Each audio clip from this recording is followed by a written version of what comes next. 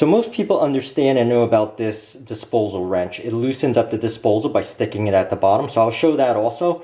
But my problem is not that. My problem is that the blades themselves are stuck. So those are impeller blades. Usually there's two in the disposal.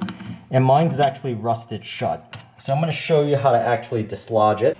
So believe it or not, this right here is actually the solution. So what you see here is a rack of ribs. So what the ribs are going to do is the rib bones are going to be put into this disposal. It's going to spin and it's going to knock those blades in the middle loose. So even though it's like tight shut, it's rusted tight shut, I can't even push it with the screwdrivers. These ribs are going to hit it very violently, you know, back and forth. Randomly all over the place. So what you could also do is, if you don't have spare ribs, but it is an excuse to just eat spare ribs. But anyway, you can use chicken bones. So chicken bones are not as strong as these spare ribs. So I'm not sure if the chicken bones are strong enough to work. But you could also try to use ice. Anything that's hard that will knock back and forth and loosen that up. Alright, so I am done my rack of ribs, and here's some solid bone here. And it's going to be the moment of truth. Alright, so the moment of truth is here. I am going to stick these three bones into the disposal, turn it on, and see if it actually dislodges the two impeller blades that are there. So you can see that's what's stuck.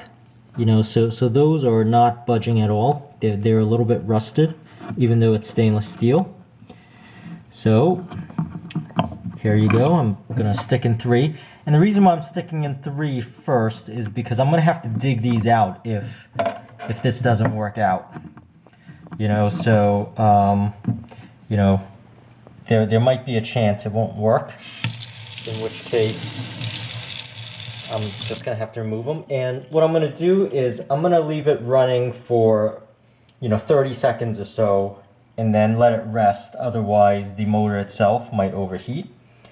So here you go. I will be turning it on, covering it just in case.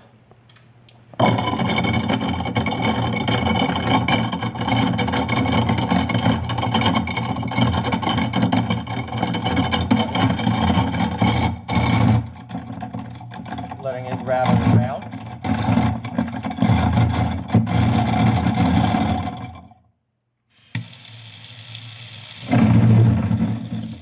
So, if you notice, that noise actually is a good thing. It sounds good that it actually dislodged there.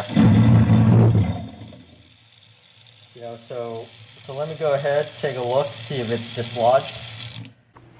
Alright, so I got myself a screwdriver. I'm going to take this out and see which particular one is moving. I pan around. You can see both of these are moving now.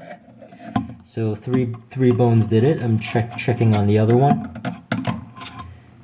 And the bones worked. So yeah, that's really it. The magic is the spare ribs bones. Alright, thank you for watching. Alright, I hope this helps, and please subscribe, and thank you for watching.